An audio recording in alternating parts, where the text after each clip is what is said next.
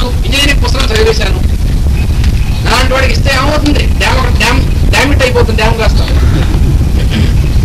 అలా ఉంటుంది. అందుకని వేదాన్ని కానీ పురాణాలని కానీ భగవద్గీతలు కానీ చదువుకోవాలంటే ఆ గురువులు అది ఇచ్చేటువంటి వాళ్ళు ఎవరైతే ఉన్నారో వారి యొక్క అనుగ్రహంతో వారి పాదాలే కూర్చొని చదువుకుంటే వాడికి అర్థమవుతుంది తప్ప ఆ టెక్స్ట్ బుక్ మనం కొనేసుకుని చదువుకుంటే అర్థమయ్యేటువంటిది ఏం కాదు. ఎందుకంటే వేదం అనేటువంటి టెక్స్ట్ బుక్ కాదు కాబట్టి. వేదం అంటే ఆ ఋగ్వేదం టెక్స్ట్ బుక్ తెచ్చుకొచ్చి ఇదిగో ఇది వేదం, అది వేదం ఎందుకైంది? అది వేదమా?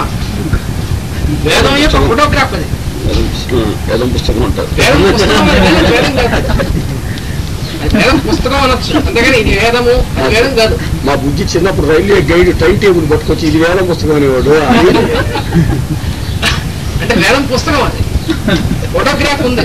మనం బాగా ఆకలిస్తుంది అనుకోండి, బ్రహ్మాండంగాను మంచి పంచపక్ష పర్వాణం అన్ని విస్తట్లో పెట్టి ఫోటోగ్రాఫ్ తీసుకొచ్చి ఇదిగో భోజనం, ఆకలి తీరుతుందా? అంటే భోజనం ఎట్లా ఉంటుందో చూడడానికి మనకు వస్తుంది తప్ప మనకి ఏమీ ఆకలి తీరదు. అందుకని ఆ వేదంలో ఉంది ఏమిటో మనకు అర్థం అవ్వాలంటే వారి యొక్క అనుగ్రహం ఉండాలి. ఆ ఋషులు ఎవరైతే ఉన్నారో వాళ్ళ యొక్క అనుగ్రహం ఉండాలి. అందుకని వారి అనుగ్రహం ఉండాలంటే సద్గురు అయినటువంటి వాడి యొక్క పాదాలను ఆశ్రయించి నేర్చుకోవాల్సింది తప్ప, అంటే మ్యాన్ టు మ్యాన్ రావాల్సినటువంటి విద్య తప్ప ఆ క్లాస్ రూముల్లోనూ టెక్స్ట్ బుక్లో గైడ్ చదివి బేస్ అయ్యి అలా గైడ్ చదివి బేస్ అయ్యేటువంటి టెక్స్ట్ ఇవి వేదాలంటే. అందుకని ప్రతి తత్సనసి వేదాల గురించి పురాణాల గురించి భగవద్గీత గురించి అవాకులు దేవకులు వాడితే డొక్క చింపేయాలి వాడు, ఎందుకంటే వాడికి ఏమి రాదు. అందుకని రామాయణం గురించి వాడికి అసలు రామాయణం అండమే రాదు, రోమయాన అంటాడు రామాయణం. ఎందుకంటే వాడు చిన్నప్పటి నుంచి కాన్వెంట్ చదువుకుని నడుస్తాడు కాబట్టి. వాడి చిన్నప్పటి నుంచి తెలుగు రాకుండా పెంచేవాడిని. వాడు పెద్ద అయిన తర్వాత వాడు ఎవడైనా ఫారెన్ వాడు వచ్చి రామాయణం గురించి చెప్పంటే వీడే ఏం ఉంటాడు తెలిసిన మహాభారత రమయాన అని చదువుతాడు. అలా ఉంటుంది. అందుకని సరస్వతి గురించి తెలుసుకోవాలంటే ఆ మహా అర్ణవం ఈవిడ యొక్క స్వరూపం ఎటువంటిదంటే అవి ఎటువంటిది సముద్రమైనటువంటి ఆకృతి ఉంది దేవుడికి. ఎవరు అపహరించలేనటువంటి ఆకృతి కలిగినటువంటిది. సరస్వతిని ఎవరు అపహరించలేరు. ఏషస్ అనంతో అపహృతస్తు అహృతస్తు అహృత ఆవిడ సరస్వతి. సరస్వతిని హరించడం వీల్లేదండి అన్నాడు. అదేమిటి అంటే సరస్వతిని ఎత్తుకుపోవడానికి వీల్లేదు. ఫలాని వారు చాలా మహాపండితులు, వారి దగ్గర చాలా విద్య ఉంది, కాస్త విద్య మనం ఎత్తుకుపోదాం. ఏమిటి ఎత్తుకుపోదాం? అందుకనే ఒక ఆయన ఒక సుభాషితం చెప్పాడు, న చౌరహర్యం నచ రాజహర్యం న భ్రాతృభాజ్యం నచ భారకారి ఏ కృతే వర్ధతే ఏవ నిత్యం విద్యాధనం సర్వధన ప్రధానం అన్నాడు. దొంగలు ఎవరింటి మీద పడతారండి? బాగా మహాపండితుడు, వారి దగ్గర చాలా విద్య ఉంది, ఏ లాభం అక్కడికి ఏం దొంగలు పడతారు. ఎక్కడ పడతారంటే మనం బల్ల పైనుంచి బల్ల కింద నుంచి తీసుకుని అవన్నీ బ్యాంకులో వేసుకోవడానికి కూడా వీలు లేకుండా, ఎందుకంటే నల్లగా ఉంటే బ్యాంకులో వేయడానికి వీల్లేదు. అక్కడ తెల్లగా ఉండాలి, అక్కడ కూడా తెల్లగా ఉంటేనే ఎలవుడు, నల్లగా ఉంటే ఎలవుడు కాదు. అందుకని ఎక్కువ భాగం మన జీవితంలో నల్లగానే ఉండి వస్తుంది. ఎక్కువ వెలుగు కాదుగా, చీకటి ఎక్కువ మనకు కావాలి. అందుకని వాళ్ళ కింద ఎప్పుడు చీకటిగానే ఉంటుంది. ఎలా వెలుగుగా ఎలా ఉంటుంది? అందుకని ఆ నల్లగా ఉన్నటువంటిదంతా పెట్టుకుని ఎక్కడా వేయడానికి వీలు లేకుండా ఇంట్లో పాతరేసి పాత పెట్టి, అంటే వీడిని పాటేస్తారు సంగతి వచ్చి. వాడికి ఎలా తెలుస్తుందో వాడదాం పదేగా, ఎవడింత ఉందో అక్కడికే వస్తాడు వాడు. వాడి పాత్రతో అందుకని ఎక్కడ ఎక్కువ భావం ఎక్కడుందో అక్కడే భయం ఎక్కువ ఉంటుంది. అందుకని నా చోరహర్యం ఈ విద్య అనేటువంటిది ఉందే. రెండు రకాల ధనాలు ఉన్నాయి. ఒకటేమో విద్య ఒక ధనం, మనం ధనం అనుకుంటున్నటువంటి కరెన్సీ మొదలైనటువంటిదంతా కూడా ఒక ధనం. అదే ఈ రెండు ధనాల్లో ఏ ధనం సేఫ్ అయ్యా, ఏది మంచిది అంటే మీ ఇష్టం చూసుకోమన్నాడు. ఈ ధనం పెట్టుకుంటావా, ఎప్పుడు ఎవరు బురబాలు కొడతారో తెలియదు. అందుకని చోరహర్యం అది. ఇది నా చోరహర్యం. నచ రాజహర్యం, దానికైతే ట్యాక్స్ వేస్తాడు, లెక్క కట్టి మొత్తం అంతా కూడా. ఎక్కడ ఎంత ఉందో మొత్తం కట్టు ముందు అంటాడు. 1,00,000 రూపాయలు సంపాదించావు, కట్టు 60,000 ట్యాక్స్. ఇంకేముంది, వీడు చాలా విధవేషాలు వేసి 1,00,000 రూపాయలు సంపాదించి బయట చేసుకుంటే నేను ఏమవుతుంది, 60,000 ట్యాక్స్ కట్టేసుకుంటాడు. 40,000 ఉంటుంది వాడికి, 60% ట్యాక్స్ కట్టాలి. ఇంకెందుకు వీడు దండగా? అలా కాకుండా విద్య, వారు ఒక 12 సంవత్సరాలు ఒక ఫలానా శాస్త్రం నేర్చుకున్నారు, ట్యాక్స్ వేయండి, దేనికేస్తాడు ట్యాక్స్? అంటే దుబ్బలకు లాంటి వాడు ఎవడన్నా వచ్చి దానికి కూడా ట్యాక్స్ వేయమనొచ్చు. కానీ వేసినా దానికి ఎంత ఉందో లెక్క కడితే కదా ట్యాక్స్ వేయడానికి. అందుకని లెక్క ఎవడో కట్టలేడు. అందుకని నచ్చ రాజహర్యం నా భ్రాతృభాత్యం అని కూడా అన్నాడు. 1,00,000 ఉంది ఒక ఆయనకి, వారికి 4 కొడుకులు ఉన్నారు. ఏమైంది? 4,25,000 అయిపోయింది చేస్తాను ఫినిష్. అది కూడా ఏమిటి? వారు చాలా మంచివారు అయితే, లేకపోతే అది కూడా ఉండదు. వారు రసికులు ఇంకేమైనా అయితే వాళ్ళు అది కూడా అయిపోతుంది. అందుకని వాడు వచ్చేటువంటిది అంతా కూడా బ్రదర్స్ ఎంతమంది ఉంటే అంత ఫ్రాక్షన్స్ అయిపోతుంది. కానీ మహాపండితుడైనటువంటి వాడు ఆయన ఉంటాడు. వారి కొడుకులుంటే వీరికి పంచిస్తారు. ఏమిటి పంచిచ్చారు? పంచి ఇవ్వాలి కట్టుకోవడానికి. వాడు కొడుకులు కూడా మంచివాళ్ళు అయ్యి చిన్నప్పటి నుంచి తండ్రి గారి దగ్గర విద్య నేర్చుకుంటే వాడికి కూడా విద్య వస్తుంది. వాడు నేర్చుకుంటే వాడు ఆ పాత్రలు అయితే తప్ప వారు మహాపండితులు అంటే వీడు సన్నాసవిధ అవ్వచ్చు, అవడానికి అవకాశం ఉంది. ఎందుకంటే నేను వారి కొడుకుని అనుకుంటూ కూర్చుంటే అంటే వీడేం నేర్చుకోకుండా వాడికి ఏమీ రాదు. అందుకని ఏమి భ్రాతృభాగ్యం కాదన్నాడు. విభజించుకోవడానికి ఏమి ఉండదు. ఎందుకంటే ఏమైనా క్వాంటిటీ ఉంటే క్వాంటమ్ ఉంటాయి కదా అక్కడ. క్వాలిటేటివ్ తప్ప క్వాంటిటేటివ్ కాదు విద్య అనేటువంటిది. క్వాలిటేటివ్ అయినటువంటి దాన్ని ఎవరు పంచుకుంటాడు, ఎలా పంచుకుంటాడు? అందుకని నా భ్రాతృభాగ్యం నచ్చ భారకారి. ఇంత బోడంత డబ్బు మూట కట్టాం, అది ముందు మనమే కంతరగడతలే మోయాలి దాన్ని. ఎందుకంటే ఇంకోటి చేత మోయిస్తే వాడు పట్టుకుపోవాలని భయం కదా. నస్తే ఇంకోటికి ఇవ్వం, ఇంకేమైనా ఇస్తాం కానీ డబ్బు కూడా వాడికి ఇస్తాం పట్టుకోరా అని. భార్యకే కాసేపు ఇగో ఈ పర్సు పట్టుకో, ఎందుకంటే ఆవిడ కొట్టేస్తున్నాం భయం. ఎందుకంటే వీడు కొట్టేసి సంపాదించింది కాబట్టి వీడికి భయం. అందుకని ఆవిడకే ఇవ్వడు.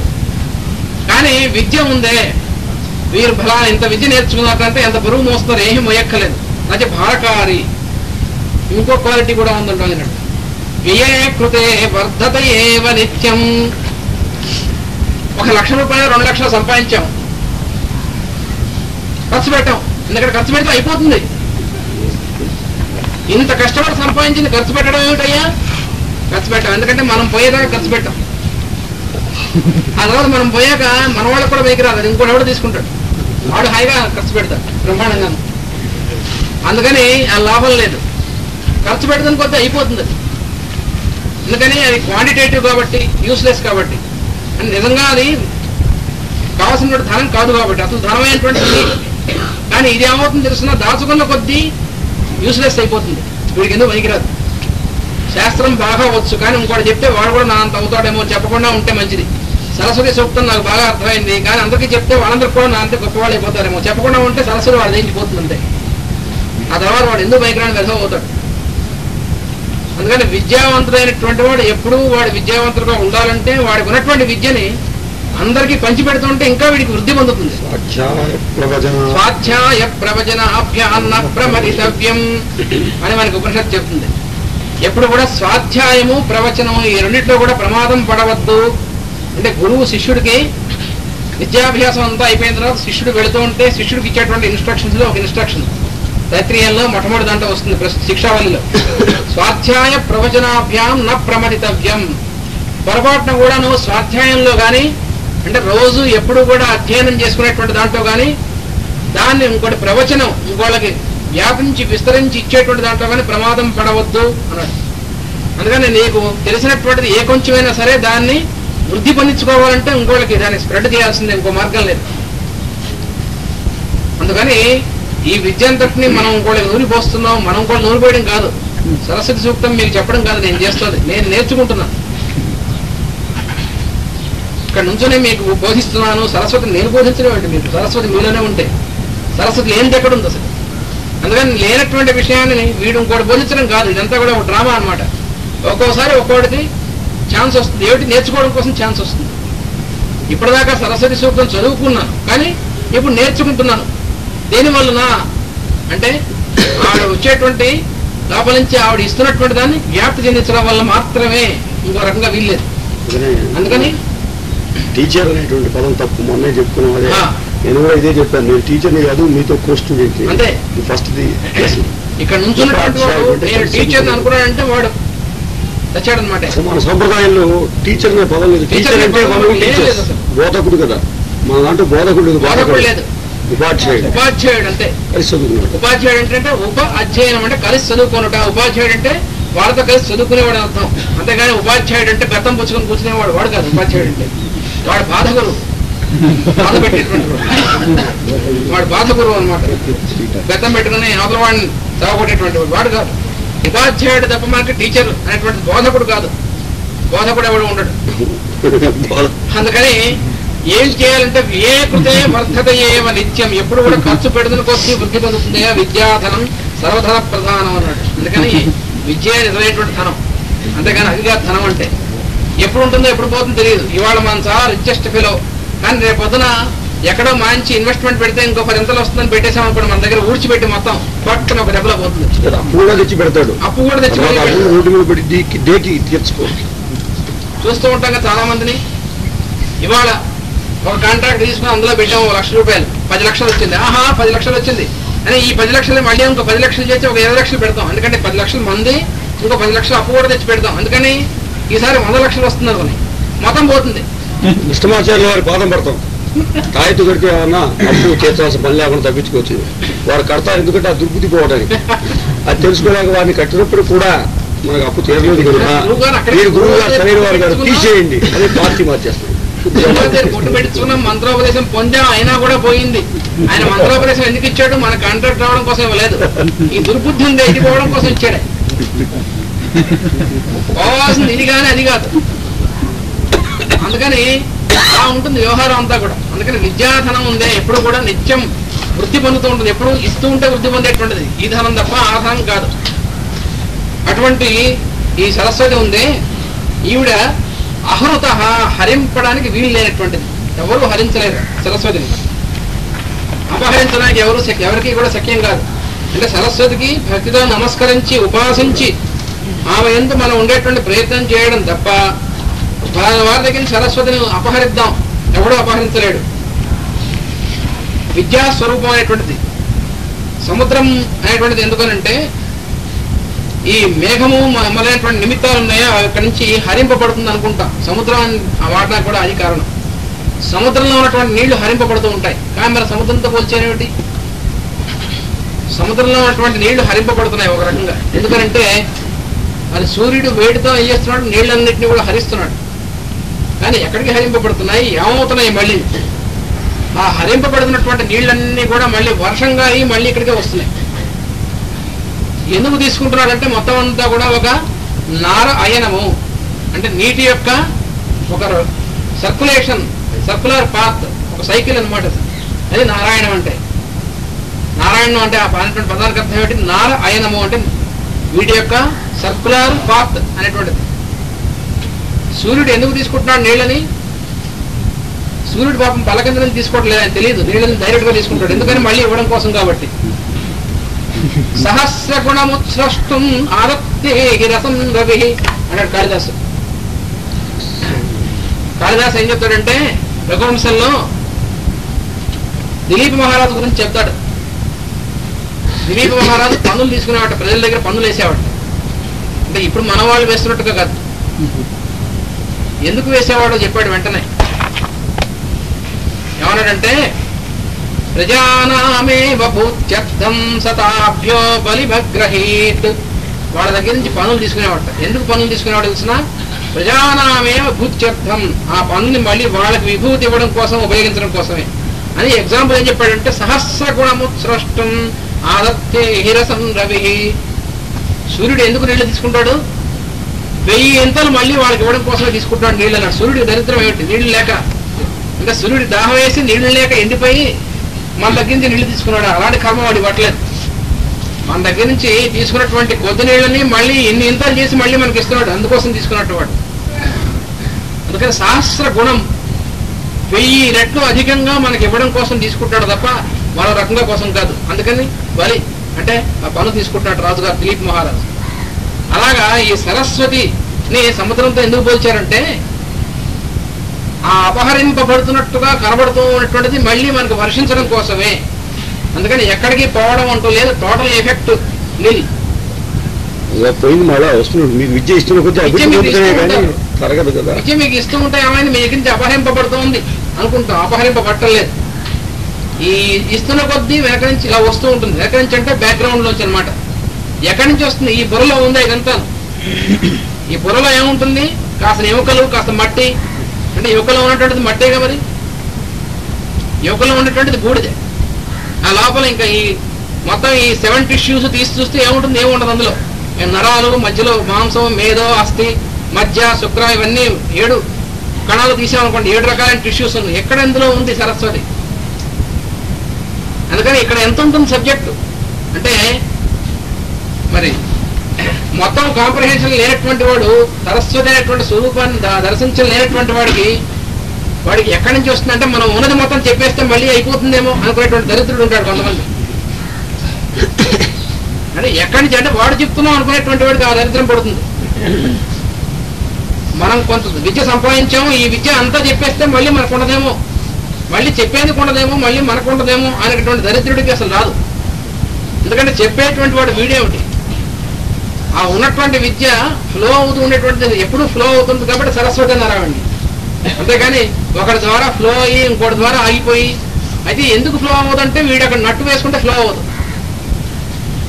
వాడు మధ్యలో వాషర్ గట్టిగా పెట్టుకున్నట్టుకోండి, ఎక్కడ ఫ్లో అవుతుంది? రాదు, అక్కడతో ఆగిపోతుంది. అంటే ఏమిటి? మనం దాచుకుందాం అనుకున్నటువంటి వాడు కానీ ఇస్తే అయిపోతుందేమో అనుకునేటువంటి వాడు కానీ అపహరింపబడ్డాన్ని వీలు లేదండి సరస్వతి. ఇస్తున్న కొద్దీ ఇంకా వృద్ధి పొందేటువంటి తప్ప అపహరించడానికి ఎవరు ఎవరి దగ్గర నుంచి అపహరించలేరు. అందుకని అపహరించడానికి వీలైనటువంటిది కాబట్టి సముద్రంతో పోల్చా ఉన్నాడు. సముద్రం వలె ఉచ్చారణ రూపముకు ప్రజ్ఞ కూడా అలాగే అపారమైనటువంటిది కాబట్టి సముద్రంతో పోల్చారు సరస్వతిని. పారము లేనటువంటిది సముద్రానికి పారం ఎక్కడుంది? అది అవ్యక్తమైనటువంటి మొత్తం అంతా కూడా నాద సముద్రం అయినటువంటి సరస్వతి. అందులోంచి అర్రనేటువంటి శబ్దం వస్తుంది. ఆ రేప అనేటువంటి శబ్దం ఏదైతే ఉందో ఈ నాదం అనేటువంటి సముద్రాన్ని మథనం జరుగుతూ ఉంటుంది ఎప్పుడు లోపల. ఆ మథనం జరుగుతున్నటువంటి దాంట్లో సౌండ్ బయటకు వస్తుంది. ఏమిటి? అనేటువంటి రేప అనేటువంటిది. ఆ సౌండే ఘోర అని చెప్పుకున్నాం మనం. ఆవిడ యొక్క స్వరం ఘోరంగా ఉంటుంది, భయంకరంగా ఉంటుంది. అంటే భయంకరంగా అంటే మనం అనుకున్నటువంటి భయం కాదు, ఆ వచ్చేటువంటి ఎగ్జిస్టెన్స్ లోకి సౌండ్ బయటకు వస్తుంది. సౌండ్ వైబ్రేషన్ అనేటువంటిది. సౌండ్ అనేటువంటిది ఏమిటంటే సౌండ్ హైయెస్ట్ పొటెన్సీ. సరస్వతి అనేటువంటి దానికి మొత్తం అంతా కూడా sound is the highest potency. Light కంటే కూడా పవర్ఫుల్ లైట్ సౌండ్.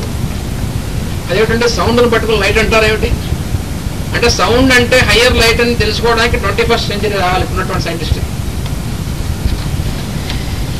మరి నీకులా తెలుసు అంటే నాకు తెలియడం కాదు, వేదర్షులు ఎప్పుడో దర్శించి ఇచ్చినటువంటిది. అది అగ్నిసూక్తములని ఋగ్వేదంలో ఉన్నాయి. ఆ అగ్నిసూక్తాల్లో సౌండ్ అంటే ఏమిటి, లైట్ అంటే ఏమిటి, ఎలక్ట్రిసిటీ అంటే ఏమిటి అంటే, మనకి ఎలక్ట్రిసిటీ గురించి తెలిసింది, మనకి సౌండ్ గురించి తెలిసింది, మనకి తెలిసినటువంటి చాలా కొద్ది. చాలా సైంటిఫిక్ అడ్వాన్స్మెంట్ ఏమీ లేదు, సైంటిఫిక్ అడ్వాన్స్మెంట్. ఎందుకంటే సౌండ్ అనేటువంటి దాన్ని తెలుసుకోవడానికి ఇంకా అక్కడ దాకా రాలేదు. దాని గురించి ఇంగ్లీష్లో ట్రిటైజ్ ఆన్ కాస్మిక్ ఫైర్ అనేటువంటి గ్రంథం ఒకటి ఉంది. అంటే ఈ అగ్నిసూక్తాలు అనేటువంటి దానికి ఇంగ్లీష్లో వ్యాఖ్యానం ఇచ్చేటువంటిది ఎవరు? జ్వాలాకూల మహర్షి, మాస్టర్ జ్వాలకూల్ అనేటువంటి ఆయన అమెరికాలో ఉన్నటువంటి శిష్యురాలైనటువంటి ఆలిస్ ఏ బెయిలీకి డిక్టేట్ చేసినటువంటి గ్రంథం. దాంట్లో ఇచ్చాడు ఆయన ఈ మొత్తం అంతా కూడా అగ్నిసూక్తముల యొక్క వివరణ. దాంట్లో ఈ మొత్తం సైన్స్ అంతా కూడా ఇవ్వబడింది. సౌండ్ గురించి, ఎలక్ట్రిసిటీ గురించి, లైఫ్ గురించి ఈ మొత్తం అంతా కూడా ఇచ్చి ఆయన చెప్పాడు. 21st సెంచరీ మిడిల్లో ఈ పుస్తకాన్ని అర్థం చేసుకునేటువంటి స్టేజ్ ఉన్నటువంటి మానవుడు వస్తాడు, వాడికి టెక్స్ట్ బుక్ గా పెట్టుకుంటారు. ఈ లోపల ఉన్నటువంటి వాడికి ఇది అర్థం కాదు, ఊరికనే ఆ పెట్టుకు కూర్చోవడం అని చెప్పారు. అందులో అగ్నిసూక్తాల్లో ఇవ్వబడుతుంది అన్నమాట. ఏమిటంటే సౌండ్ అనేటువంటిది ఏమిటి, sound is the highest potential, ఎలా చెప్పగలవు? లైట్ లేనటువంటి చోట కూడా సౌండ్ యొక్క ప్రభావం వల్ల మనం మూవ్ అవ్వగలం. ఏమిటి ప్రాక్టికల్ ఎగ్జాంపుల్? రాత్రిపూట కూర్చుని క్లాస్ చెప్పుకుంటున్నాం అనుకోండి, సడన్ గా లైట్లు పోయి అమావాస్య రాత్రి ఎవరికి కనిపించాం, మనకి ఎలా తెలుస్తుంది ఆ పక్కన ఉన్నటువంటి వాడు ఎవడో? ఆ పక్కన శ్యామ్ సుందర్ మాట్లాడుతున్నాడు, ఎలా చెప్పగలను నేను? అతను మాట్లాడితే ఆ సౌండ్ విని చెప్తానా లేదా చూసి చెప్పగలనా? అంటే వేర్ లైట్ ఫెయిల్స్, మనం చూసేటువంటి ఆప్టిక్ లైట్ ఫెయిల్ అయిన తర్వాత కూడా పనిచేసేటువంటిది ఏమిటి? సౌండ్ మాత్రమే. ఎందుకన్నా తెలుసునా? సౌండ్ అనేటువంటిది ఆకాశం అనేటువంటి పంచభూతాల్లో అన్నిటికంటే సట్లెస్ట్ సూక్ష్మమైనటువంటి భూతం అయితే ఆకాశం.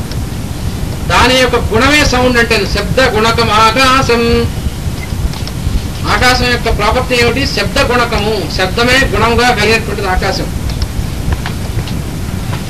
ఈ పంచభూతాల్లో ఉన్నటువంటి 5 ఎలిమెంట్స్ కిను మనకు ఉన్నటువంటి 5 సెన్సెస్ కిను ఉన్నటువంటి కనెక్షన్ అది. పృథివీ యొక్క లక్షణం ఏమిటి? గంధవతి పృథివీ.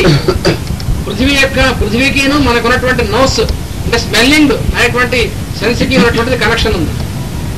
జలానికిను మనకు ఉన్నటువంటి టేస్ట్కి సంబంధం ఉంది. వాయువుకిను మనకు ఉన్నటువంటి స్పర్శ అనేటువంటి ఇంద్రియానికి సంబంధం ఉంది. అలాగే తేజస్సుకిను మనకున్నటువంటి చక్షురింద్రియానికి చూసేటువంటి దానికి సంబంధం ఉంది.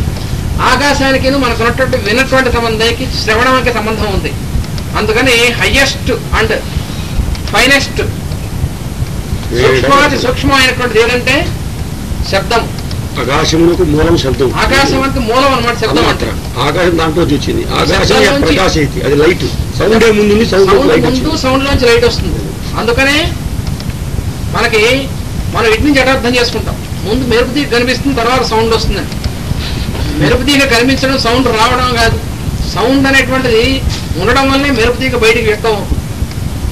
అందుకని శబ్దం ఉన్నటువంటిది ఏదైతే ఉందో దాని తర్వాత స్టేజ్ లైట్ కనిపించడం అనేటువంటిది. అందుకని ఆకాశాద్ వాయు వాయోరగ్ని, ఆకాశం నుంచి వాయువు అనేటువంటి స్థితి వచ్చిన తర్వాత అక్కడి నుంచి 3వ స్థితి అగ్ని అనేటువంటిది మన కంటికి కనబడేటువంటి తేజస్సు. అందుకని ముందున్నటువంటి స్థితి అది. అందుకని సౌండ్ అనేటువంటిది హైయెస్ట్ పొటెన్సీ, అది డెన్సెస్ట్ లైట్. సౌండ్ అనేటువంటిది డార్క్నెస్ లో కూడా సౌండ్ అనేటువంటిది ఉంటుంది. అందుకని డార్క్నెస్ మనం ఏదైతే అనుకుంటున్నామో అది డెన్సెస్ట్ లైట్ అన్నారు. Darkness is the densest light అని రాశారు తాతగారు సుపర్ణానికి దాంట్లో. డార్క్నెస్ అంటే అది చాలా డెన్స్ లైట్. అది మన అయి చూడలేదు కాబట్టి అది మనకి డార్క్నెస్. రాత్రి సూక్తాలు ఋగ్వేదంలో ఉన్నాయి. రాత్రి సూక్తాలంటే ఏమనుకుంటారంటే రాత్రిపూట పొద్దున చదువుకునే సూక్తాలు. ఏం లాభం లేదు. రాత్రిపూట పొద్దున చదువుకున్నామంటే పగలపూట పొద్దున చదువుకున్నామంటే, ఎందుకంటే అవి అవంటే ఎవరు జరిగిపోతాయి. రాత్రి సూక్తాలంటే అర్థం ఏంటంటే లైట్ అనేటువంటిది డెన్సెస్ట్ లైట్. అంటే మన లైట్ కారణభూతమైనటువంటి లైట్ ఏదైతే ఉందో అసలు లైట్, దేనైతే మనం డార్క్నెస్ అనుకుంటున్నామో దాని యొక్క స్వరూపాన్ని మనకి ఇచ్చేటువంటి సూక్తాలే రాత్రి సూక్తాలు. ఎందుకంటే మనకి లైఫ్ లో కూడాను చాలా వరకు డార్క్నెస్ ఎక్కువ. ఎందుకంటే లైట్ అనేటువంటిది కొద్దిగా ప్రసరిస్తూ ఉంటుంది. మనకు తెలిసిన లైట్ తెలియనటువంటిది ఎక్కువ ఉంటుంది. ఎందుకంటే డార్క్నెస్ అనమాట. మనకు తెలియదంతా కూడా డార్క్నెస్సే. అవ్యక్తం అంతా కూడా డార్క్నెస్సే. కానీ వ్యక్తమైనటువంటిది కొద్దిగానేగా. ఎందుకంటే డార్క్నెస్ ఎక్కువను లైట్ తక్కువ ఉంటుంది మనకి ఎప్పుడు. అందుకని నాకు తెలియాలంటే రాత్రి సూక్తాలు అనేటువంటి వాటిని ఉపాసన చేయాలి. రాత్రి అంటే ఏదైతే రాత్రో అందరికీ కూడా దాని యందు సంయమైనటువంటి వాడు మేలుకుని ఉంటాడు అన్నాడు భగవద్గీతలో. యా నిశా సర్వభూతానాం తస్మిన్ జాగ్రత్త సంయమి అంటే అర్థం ఏమిటి? అది కూడా కృష్ణుడు చెప్పారు అన్ని కూడా ఇలాగే ఉంటాయి. మనకి తలకిందులుగా ఉన్నట్టు కనిపిస్తూ ఉంటాయి. ఏదైతే రాత్రి అవుతుందో అందరికీను ఆ రాత్రి యందు యోగి అయినటువంటి వాడు మేలుకుని ఉంటాడు. అంటే రాత్రి టీ తాగి మేలుకుంటాడు పరీక్షకు వెళ్ళేలాగా.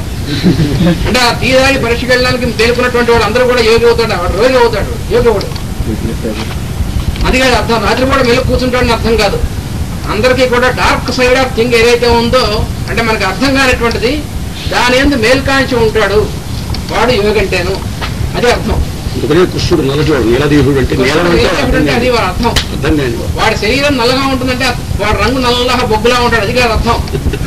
వాడు కనబడుతూ ఉంటాడు, శరీరంలో ఉన్నట్టుగా ఉంటాడు, ప్రాకృతమైనటువంటి రూపంలో మన మధ్య తిరుగుతున్నట్టుగా ఉంటాడు. కానీ వాడు ఏమిటో అర్థం కాదు మనకి. అది నల్లని వాడు అంటే అర్థం. అది డార్క్నెస్ అంటే. అందుకని డార్క్నెస్ అంటే చీకటి అంటే మనకు కనబడింది అంటే మనకు అర్థం కానిది అది డార్క్నెస్ అంటే మనం ఖచ్చితంగా తెలుగులో చెప్పుకోవాలంటే. అందుకని సరస్వతి యొక్క స్వరూపం ఎంతవరకు మనకు అర్థం అవుతుంది, ఆవిడ ఎంతవరకు పర్మిట్ చేస్తే అంతవరకు అర్థం అవుతుంది. Darkness is the mother of light. Darkness అనేటువంటిది ఫైనల్ గా మనకి మదర్ డార్క్నెస్ మనకి ఋగ్వేదంలో చెప్పబడింది. అది డార్క్నెస్ అనేటువంటిది లైట్ కి మనం దేనైతే లైట్ అనుకుంటున్నామో దానికి మొదలే డార్క్నెస్ అనేటువంటిది. ఆదిత్యుడు ఆదిత్యుడు అంటే మనకి లైట్ ఇచ్చేటువంటి వాడు.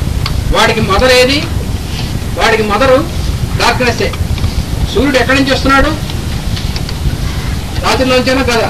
అంటే సూర్యుడు రావడం అంటూ ఉండదు. కానీ మనకి రిలేటివ్ గా చూస్తే రాత్రి అయిన తర్వాత మళ్ళీ ఉదయించేప్పుడు రాత్రిలోంచి వస్తున్నాడు కదా మరి.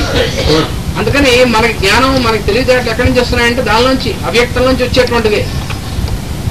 ఇది అర్థం చేసుకోవాలంటే ఋగ్వేదంలో ఉన్నటువంటి రాత్రి సూక్తాన్ని అధ్యయనం చేసుకోవాలి. చూద్దాం అది ఎప్పుడు ఆ సరస్వతి యొక్క అనుగ్రహం ఉంటే అప్పుడు చేద్దాం. కానీ ఇప్పుడు సరస్వతికి సూక్తంలో మనకి ఇచ్చినటువంటి దాంట్లో ఇదన్నమాట, ఈ జ్ఞానరూపమైనటువంటిదంతా కూడా సంక్రమిస్తూ ఉంటుంది.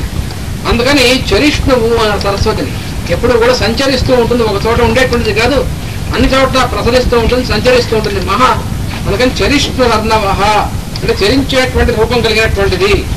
అది సరస్వతి యొక్క లక్షణం. యస్యా అనంతో అహృతస్తు ఏషశ్చరిష్ణు రత్నవహ అమశ్చరతి రోరువతు అంటే రోరువత్ ఎప్పుడు కూడా రవం చేస్తూ ఉంటుంది అన్నాడు. అదనమాట అమశ్చరతి. అమహ అంటే అమశ్చరతి, అమహ అంటే మాతో కూడా కలిసి చరించినట్లుగా ఉండుగాక. అది ఎందుకని ఆవిడని చేయడం అంటే ఆవిడ ఎప్పుడు చేస్తూనే ఉంటుంది, కానీ మన సంగతి ఏమిటి? అందుకని చివరికి అల్టిమేట్గా ఏమిటంటే నువ్వు ఎప్పుడు చరిస్తూ ఉంటావు కాబట్టి అటువంటి చరించేటువంటి స్వభావం కలిగినటువంటి తిరుగుతూ ఉండేటువంటి స్వభావం కలిగిన నువ్వు మాతో కలిసి చరించవలసింది. అది అర్థం. అమశ్చరతి అంటే మాతో కలిసి చరించేటువంటిది. అంటే మా బుద్ధిని వరించుగాక. మాతో కలిసి చరించడం అంటే అర్థం ఏమిటి? మా బుద్ధిని ఇండివిజువల్ గా మనం వేరే డబాటొక్కులాగా ఉన్నట్టుగా అనుకోకుండా మమ్మల్ని కూడా నీ ఎందుకు తీసుకో.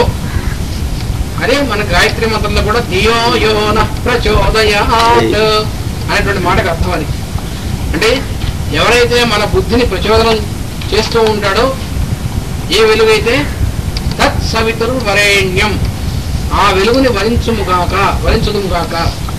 అలాగే సరస్వతి కూడా అటువంటి చరిష్ణువైనటువంటి మహోవర్ణ స్వరూపమైనటువంటి అటువంటి స్వరము కలిగినటువంటి ఆ సరస్వతి మనతో చరించుగాక. అంటే మనము ఆమె ఎందు తీసుకొనబడదుముగాక, ఆవిడ యొక్క స్వరూపం మన ఎందు భాషించుగాక.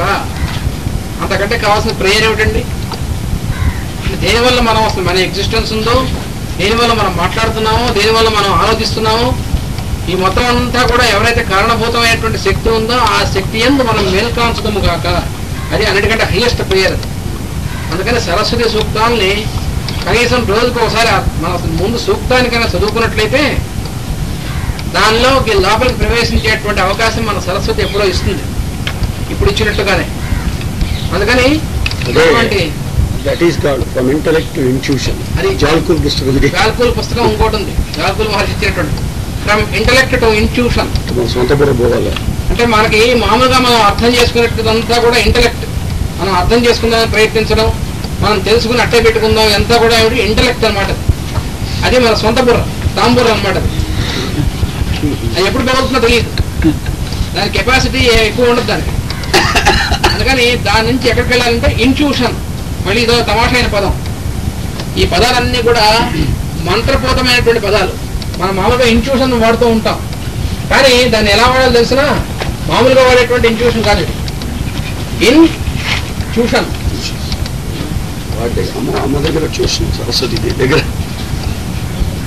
ఈ ట్యూషన్ ఎక్కడ బయటకు వెళ్ళి నేర్చుకునేటువంటి ట్యూషన్ కాదు, ఇన్ట్యూషన్. అంతర్ముఖ సమారాధ్య, మళ్ళీ ఎక్కడికి రావాల్సిందే.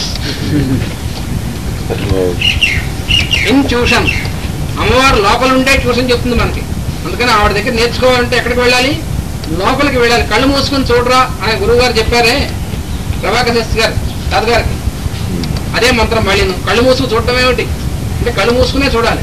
నిజమైన చూపు కావాలంటే కళ్ళు మూసుకునే చూడాలి. అంటే కళ్ళు మూసుకుని అంటే ఫిజికల్ గా ఉన్నటువంటి కళ్ళు మూసుకునే అనేటువంటిది కొంతవరకు సత్యం, కానీ ఫిజికల్ గా ఉన్న కళ్ళు మూసుకున్నా మనకి ఇదే కనిపిస్తూ ఉంటుంది.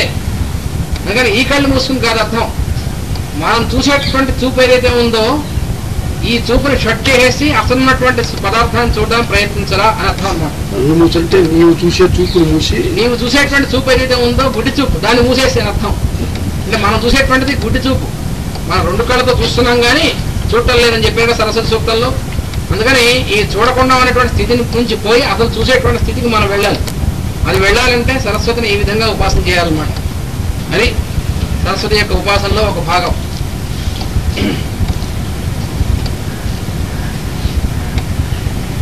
ఇప్పుడు సరస్వతి యొక్క ఉపాసనలో భాగం ఏదైతే ఉందో దానిలోనే మరికొన్ని విషయాలు చెప్పుకోవాలి.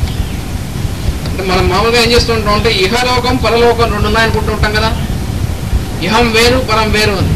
కానీ సరస్వతి మనకి బాగా అర్థం అవ్వాలంటే ఏం చేస్తున్నాం? మనం సహజీవనం చేస్తున్నాం. అంటే ఒక చోట వచ్చి అందరం ఒక చోట ఉండి సరస్వతిలో ఉండేటువంటి ప్రయత్నం చేస్తున్నాం. ఆ సహజీవనం సరిగ్గా జరగాలంటే దానికి కొన్ని నిబంధనలు ఉన్నాయి. అవి కూడా సరస్వతి యొక్క స్వరూపం ఉన్నాయి. వాటిని ఫాలో అవుతేనే సరస్వతి మనకి గోచరిస్తుంది. అంటే సరస్వతిని చూడలేం. అవి కొన్ని ఏమిటంటే గదులు తలుపులు గొళ్ళాలు వేయకుండా బయటకు వస్తున్నాం మనం. ఆ గదు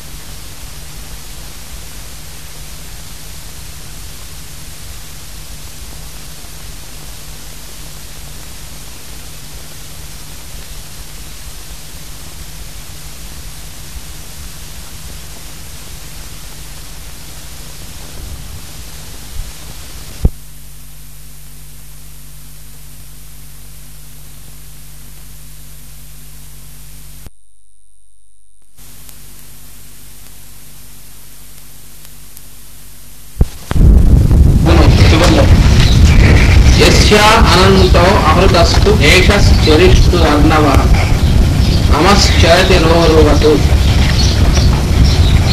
దాంట్లో ఇంకొంచెం చెప్పుకోవాల్సింది ఉంది. అర్ణవము అంటే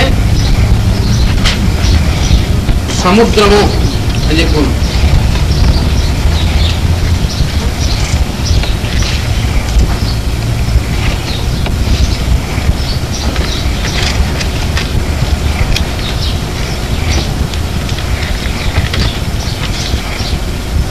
సరస్వతి మహారావం చేస్తూ ఉంటుంది. ఆ అర్ణవం యొక్క రావంలాగా. ఈ అర్ణవం అంటే సముద్రం. ఏ సముద్రం అంటే ఇది క్షీర సముద్రము. ఆ క్షీర సముద్రం ద్వారా ప్రసరిస్తూ ఉంటుంది, యానం చేస్తూ ఉంటుంది.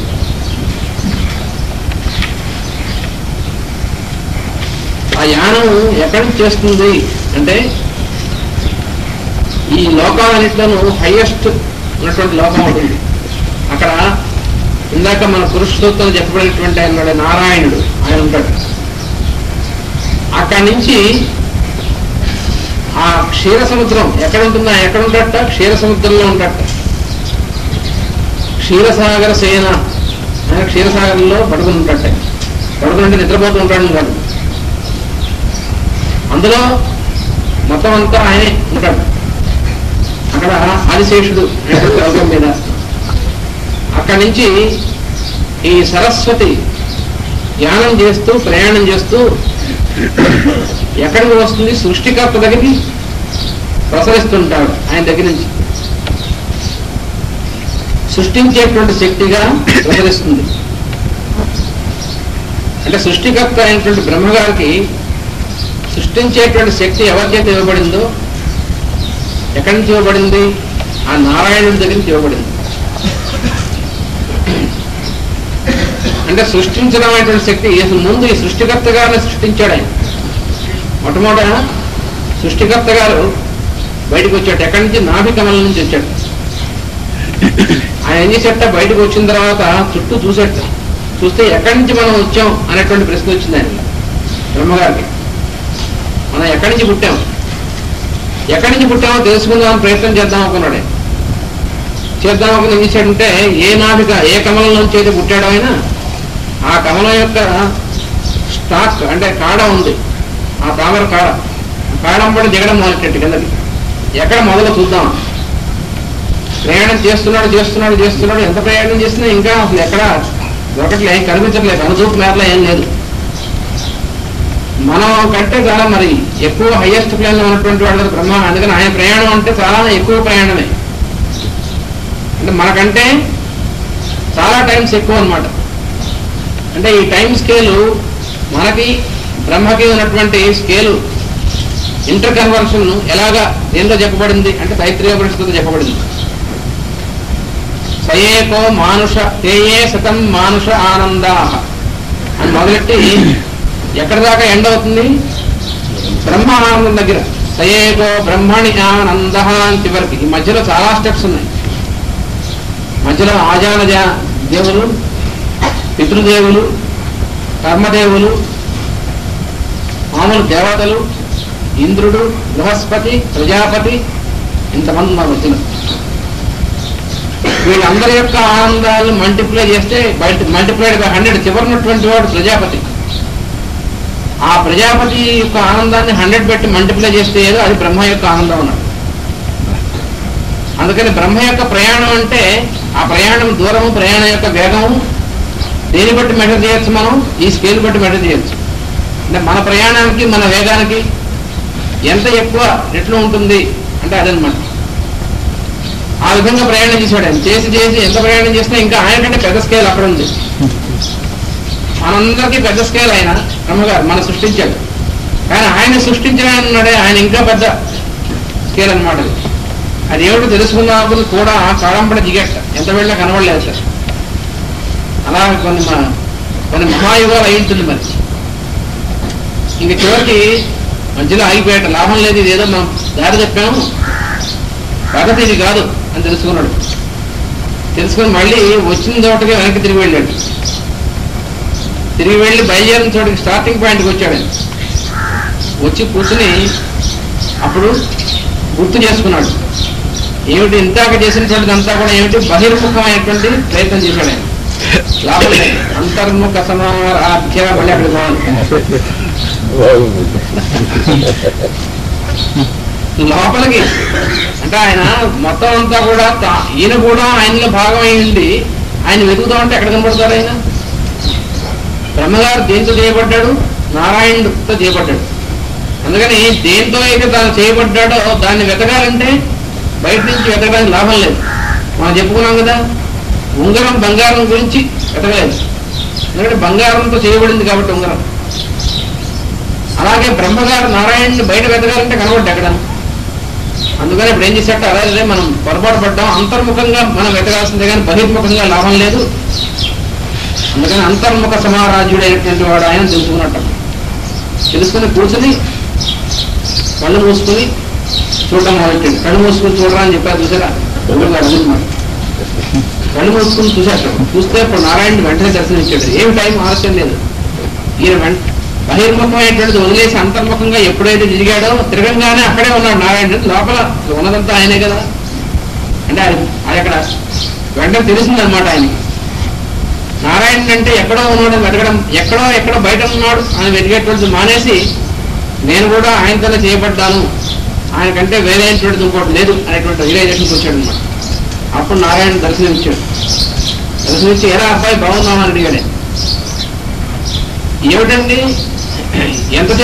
ఎంతసేపు ప్రయత్నించినా మీరు కనబడలేదు, ఇప్పుడు వెంటనే కనిపించారు అంటే ప్రయత్నించడం ఎందుకురా అయినా నేను ప్రయత్నించమన్నానా? మనం ఏం ప్రయత్నించక్కర్లేదు. అందుకనే ప్రేయర్లో ఏం చేయమంటారంటే ఏం చేస్తున్నారు మాస్టర్ గారు. ఎందుకంటే మనం ఏమైనా చేస్తుంటే ఆయన ఏం చేయడానికి వీలుండదు అక్కడ. మనం ఏదో చేస్తున్నంతసేపు ఆయన ఏం చేయడానికి ఎలా వీలవుతుంది? ఆయన చేయనివ్వరు కదా మనం. అందుకని నన్ను చేయనియరా, నువ్వేం చేయగలడు ఆయన. కళ్ళు మూసి కూర్చో నేను చేస్తానన్నాడు. ప్రేయర్ ఆయన చేస్తారు, మనంగా చేసేది. మనం రోజు ప్రేయర్ చేస్తున్నాం, ప్రేయర్ మనం చేయట్లేదు. మనం చేస్తే మనమే ఉంటాం. ప్రేయర్ మాస్టర్ గారు చేస్తున్నాం, మనం ఆ ప్రేయర్ లోపల ఉన్నాం. మనం అది మనం చేస్తుంది. అందుకని బ్రహ్మగారు కూడా నారాయణుని యందు ఆయన ఉండడం అనేటువంటిది తెలుసుకున్నాడు. తెలుసుకోగానే నారాయణుడే ఉన్నాడు అక్కడ. బ్రహ్మ కాకుండా నారాయణుడే అక్కడ ఉన్నటువంటిది. అప్పుడు ఏం చేయమంటారు నాన్నగారు అని అడిగాడు. అదే వద్దని అన్నాడు. ఏం చేయొద్దని చెప్తుంటే మళ్ళీ ఏం చేయమంటారు నాన్నగారు అడుగుతామే. మరి ఎందుకు సృష్టించారు? జరిగేటువంటి పని ఒకటి ఉందిరా అబ్బాయి, సృష్టి అనేటువంటి జరుగుతుంది. ఆ సృష్టి జరగడం అనేటువంటి దానికి నేను సృష్టించడం పెట్టాను. అంటే నేను చేయమని అని చెప్పలే ఆయన. సృష్టి జరుగుతుంది, అందుకని నేను సృష్టించి పెట్టాడు అక్కడ. అంటే ఈయన ద్వారా సృష్టి జరుగుతుంది తప్ప ఈయన చేస్తున్నాడు కాదు. సృష్టిని ఆయన చేయడం లేదు, ఎవరు చేయలేరు. సృష్టి జరుగుతుంది. ఆ సృష్టి జరుగుతుంటే అది ఎవరో ద్వారా జరగాలి కాబట్టి ఆ ద్వారం ఆయన బ్రహ్మ. అదనమాట. అక్కడికి ఎక్కడి నుంచి వస్తుంది ఈ శక్తి అంతా? సృష్టించడానికి కావాల్సినటువంటి శక్తి అంతా కూడా ఎక్కడి నుంచి వస్తుంది ఆయన? ఆ శక్తి అక్కడి నుంచి వస్తుంది. సృష్టించాలనేటువంటి ఫార్ములా ఎవరైతే పెట్టాడో అక్కడి నుంచి ఆ శక్తి కూడా వస్తుంది. సృష్టించడం అనేటువంటి ప్రాసెస్ని పెట్టినటువంటి వాడు ఎవరు? నారాయణుడు. అందుకని సృష్టించడానికి కావాల్సినటువంటి శక్తి ఎక్కడి నుంచి వస్తుంది? ఆయన దగ్గర నుంచే వస్తుంది. ఆ శక్తినే బ్రాహ్మి అన్నారు. ఆవిడ ప్రసరిస్తుంది కాబట్టి సరస్వతి. అందుకని బ్రహ్మ యొక్క శక్తి ఎవరు? బ్రాహ్మి. మనం చెప్పుకున్నాం. మనం బ్రహ్మ యొక్క శక్తి బ్రాహ్మి, విష్ణువు యొక్క శక్తి వైష్ణవి, మహేశ్వరుడు యొక్క శక్తి మాహేశ్వరి. అందుకని ఆ బ్రహ్మకీట జనని అమ్మవారు. బ్రహ్మ దగ్గర నుంచి బ్రహ్మచేత బ్రహ్మ ద్వారా సృష్టింపబడేటువంటి చిన్న కీటం వరకు కూడా ఈ జీవరాశులన్నీ కూడా జనని. అంటే వీళ్ళు పుట్టడానికి కారణం ఎవరు అంటే అమ్మవారు, అంటే శక్తి అనమాట. అది శక్తి. అది కాన్షియస్నెస్, చైతన్యమైనటువంటి సముద్రం. అందుకని పాల సముద్రం అంటే అర్థం ఏంటి? ఈ ఓషన్ ఆఫ్ కాన్షియస్నెస్, చైతన్యమైనటువంటిది సముద్రం. చైతన్యంలోంచే కదా ముద్రలన్నీ వచ్చినటువంటిది. అంటే ఈ ముద్రలన్నీ ఎక్కడున్నాయి? చైతన్యమునందు ఉన్నాయి. మనం చూసేటువంటి ఆకారాలు, వికారాలు, రూపాలు ఇవన్నీ కూడా ఈ సృష్టించేటువంటి క్రమం ఇదంతా కూడా ఎక్కడ ఉంది? చైతన్యమునందు ఉన్నది. ఎలా ఉన్నది అంటే మర్రి విత్తనంలో మర్రి చెట్టు ఎలా ఉందో అలా ఉంది. మర్రి విత్తనంలో మర్రి చెట్టు ఉన్నదా లేదా? మర్రి విత్తనంలో కనుక మర్రి చెట్టు లేకపోతే ఆ విత్తనం పారితే మర్రి చెట్టు రాదే. కానీ మర్రి విత్తనాన్ని కోసి, అంటే ట్రాన్స్ఫర్స్ సెక్షన్, లాంగిట్యూడల్ సెక్షన్, వాటిని క్లాసెస్ చేస్తాం. ఆ విత్తనాన్ని ఇది అడ్డంగా కోసి ట్రాన్స్ఫర్స్ సెక్షన్, నిలువుగా కోసి లాంగిట్యూడల్ సెక్షన్ మైక్రోస్కోప్ కింద పెట్టి మర్రి చెట్టు ఎక్కడా కనిపించదు. అలా చేస్తే ఏమవుతుంది అంటే ఏం కనిపిస్తుంది? ఖైమా కనిపిస్తుంది. పేరెంట్ ఖైమా, క్లోరెంట్ ఖైమా, స్పేరెంట్ ఖైమా అని చెప్తుంటారు. అది కనిపిస్తూ ఉంటాయి. రకరకాలైనటువంటి సెల్స్ కనిపిస్తూ ఉంటాయి. సెల్స్ లో ఏముంది వీడికి కనిపించదు. అక్కడే అయిపోతుంది, ఖైమా దగ్గర అయిపోతాడు. వాటిని పుస్తకాలు తీస్తే ఎంఎస్సీ పుస్తకాల దాకా కూడా ఉండేటువంటిది. అంటే అంతకంటే ఎంఎస్సీలో కాస్త ఎక్కువ పేజీలు ఉంటాయి, అంతకంటే అది. అలాగే లోపల ఉన్నటువంటిది ఏమిటి అంటే సెల్స్. సెల్స్ ఏముంది? సెల్స్ ఎందుకున్నాయి అక్కడ? No answer. ఆయన ఫిజిక్స్ వాడు వెళ్ళిపోయినాం, వాళ్ళు చెప్తారు ఇంకా సెల్స్ లో ఏమున్నాయి? మాలిక్యూల్స్. అందులో ఏమున్నాయి? ఆటమ్స్. అందులో ఏమున్నాయి? Protons, neutrons, electrons. ఎలక్ట్రాన్ లో ఏముంది? దాంట్లో ఎనర్జీ ఉంది. ఏమిటో ఎనర్జీ? వీడికి ఏమిటి తెలుసు ఎనర్జీ అంటే? ఎనర్జీ అంటే ఎనర్జీ అనుకుంటాడు. ఎనర్జీ అంటే ఏమిటి? అదే మహా చైతన్యము. అంటే వీడింత కొట్టుకుని ఇవన్నీ కోసుకుని లోపలికి వెళ్ళి ఇంకా అక్కర్లేదు. మామూలుగా ఇందాక అంతర్ముఖం అని చెప్పుకున్నా అలా చూస్తే వెంటనే కనబడుతుంది. అలా చూస్తే కనబడుతుంది కానీ మైక్రోస్కోప్, ఏ స్కోప్ లాభం లేదు. There is no scope for all the scopes. ఎందుకంటే ఎంత చూసినా ఇంకా చూడవలసి ఉంటుంది, అయిపోతుంది. ఎండ్లెస్. ఆ మహా చైతన్యం అనేటువంటి దానికి అంతు లేదు. అందుకని ఆవిడని ఎలా ఆరాధించాలంటే అంతర్ముఖంగా ఆరాధించాల్సిందే. అమ్మవారు మనకి ప్రత్యక్షం అవ్వాలంటే, అమ్మవారు మనని అనుగ్రహించాలంటే ఆవిడని అంతర్ముఖమైనటువంటి స్వరూపంగా ధ్యానం చేయాల్సిందే. కానీ బహిర్ముఖ సుదుర్లభ, చాలా దుర్లభం. మామూలుగా దుర్లభం కూడా కాదు, చాలా అత్యంత దుర్లభం, సుదుర్లభం అన్నాడు. అందుకని అలా చేశాడు. బహిర్ముఖ సుదుర్లభ, ఎప్పటికీ వీల్లేదు. అందుకని మహా చైతన్యం అయినటువంటిది. అందుకని ఈ ఓషన్, ఈ సముద్రం, అర్ణవం అంటే ఏ అర్ణవం ఇది, ఏం సముద్రం అంటే ఓషన్ ఆఫ్ కాన్షియస్నెస్, చైతన్యమైనటువంటి సముద్రం. అంటే దేంట్లోంచి అయితే ఈ ముద్రలన్నీ పుడతాయో మొత్తం అన్ని కూడా దేంట్లో అయితే బీజప్రాయంగా ఉంటాయో యాజ్ ప్రిన్సిపల్స్, అటువంటి దాన్ని పాలసముద్రము లేక క్షీరార్ణవము. పాలసముద్రం అంటే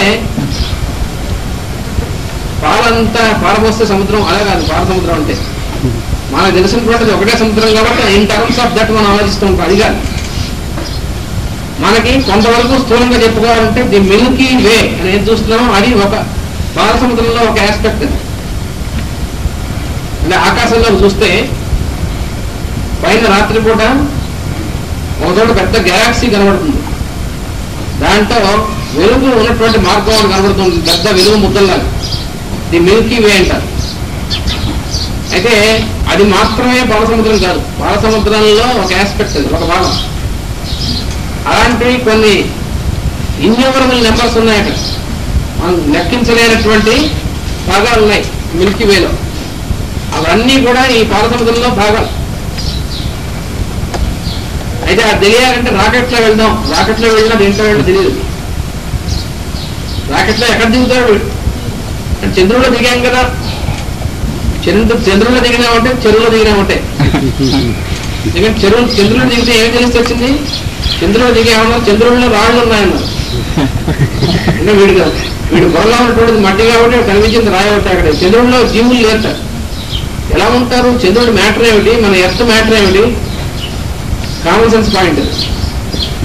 ఏ ప్లానెట్ ఏ మ్యాటర్తో చేయబడిందో ఆ ప్లానెట్ మీద ఉన్నటువంటి బీయింగ్స్ ఆ మ్యాటర్తో చేయబడతారు. అంతేగాని చంద్రుడి మీద ఉన్నటువంటి జీవులు భూమి మీద ఉన్నటువంటి జీవుల్లో ఉండాలి. ఎలా ఉంటారు? ఉండరు. అందుకని గ్రహ గోళంలోకి వెళ్ళాడు కానీ ఆ లోకంలోకి వెళ్ళలేదు. చంద్ర లోకంలోకి వెళ్ళలేదు. మనం ఎక్కడికి వెళ్ళాం? చంద్ర గోళం మీద నిలబడ్డాం. అంతేగాని చంద్ర లోకం వేరు, చంద్ర గోళం వేరు. చంద్ర లోకంలోకి వెళ్ళాలంటే ఏం చేయాలి? అంతర్ముఖంగా ప్రయాణం చేయాలి. బహిర్ముఖంగా రాకెట్లో వెళ్తే లాభం లేదు. రాకెట్లో వెళ్తే వాటికి నిలబడతాం. చాలా మంది అంటూ ఉంటారు ఏమిటంటే ఇంకా ఈ రోజుల్లో కూడా ఎస్ట్రాలజీ ఏమిటి నాన్ సెన్స్. ఎందుకంటే చంద్రుడి మీద రాకెట్లో మానవుడు దిగిన తర్వాత కూడా ఎస్ట్రాలజీ ఏమిటి, గ్రహాల యొక్క మన ప్రభావం మనమే ఉండడం ఏమిటి అంటే చాలా ఫూలిష్ ఆర్గ్యుమెంట్ అన్నమాట. ఒక పెద్ద 10 అంతస్తుల మేడ ఉంది. ఆ మేడ మీదకి ఒక చీమ కింద నుంచి పాక్కుంటూ 10వ అంతస్తు పైకి వెళ్తుంది. అంటే అర్థం ఏమిటి? ఈ చీమకి ఆ మొత్తం 10 అంతస్తుల మేడ మీద ప్రభావం ఏర్పడిందా? ఈ కింద నుంచి పాక్కుంటూ 10వ అంతస్తు మీద ఎక్కినటువంటి చీమ ఒకటి ఉందే, దోమ చీమ లేదా ఒక చిన్న పురుగు, ఈ 10 అంతస్తులు ఎక్కి పైకి వెళ్ళి టాప్ చేరుకుంది. అంటే అర్థం ఏమిటి? ఆ గోడ మొత్తాన్ని కంట్రోల్, ఆ మేడ మొత్తం ఈ చీమ కంట్రోల్లో ఉంది. అంటే ఎంత ఫూలిషో. చంద్రుడి మీద మానవుడు దిగాడు కాబట్టి ఇంకా జ్యోతిషం ఏమిటి, వాటి యొక్క ప్రభావం మనమే ఎలా ఉంటుందంటే అంతే ఫూలిష్. మన జాతకం మీద ఉన్నటువంటి ప్రభావం చంద్రుడు ఆ గోళం యొక్క ప్రభావం కాదు, ఆ గోళం యొక్క అధిదేవత ఎవరున్నాడో వాడి యొక్క ప్రభావం చెప్తున్నారు కదా శాస్త్రంలో. అంటే మనం అర్థం చేసుకోవడం మట్టి బుర్ర కాబట్టి ఇన్ టర్మ్స్ ఆఫ్ మట్టి అర్థం చేసుకుంటున్నాం. ఆ గోళం ప్రభావం ఈ మట్టి ప్రభావం వారిగా ఉండేది. వీటి యొక్క అధిదేవమైనటువంటి గ్రహం చంద్రుడు అనేటువంటిది గ్రహం కానీ ఆ కనబడుతున్నటువంటి చంద్రగోళం సంగతి కాదు చెప్పింది శాస్త్రంలో. అందుకని వాటి యొక్క ప్రభావం మన మీద ఉంటుంది. అది ఎవరు తప్పించుకోవడానికి వీల్లేదు. ఎందుకంటే సోలార్ సిస్టంలో ఉన్నటువంటి అరేంజ్మెంట్ అది. ఆ సూర్యుడి యొక్క కిరణాలు చంద్రుడి మీద పడడం, అది మనకి ప్రతిబింబించి భూమి మీద పడడం, ఇదంతా కూడా జరుగుతున్నటువంటి ప్రాసెస్ కాబట్టి ప్రభావం ఎప్పుడూ ఉంటుంది. అందుకని ఇవన్నీ కూడా వేటి ఎంత అయితే ఉన్నాయో, దేని ఎంత బీజప్రాయంగా ఉన్నాయో దాన్ని చైతన్య మహార్ణవము లేక పాలసముద్రము అన్నారు. దాని ఎంత ఉంటాడు ఆయన. అంటే ఏమిటి అర్థం?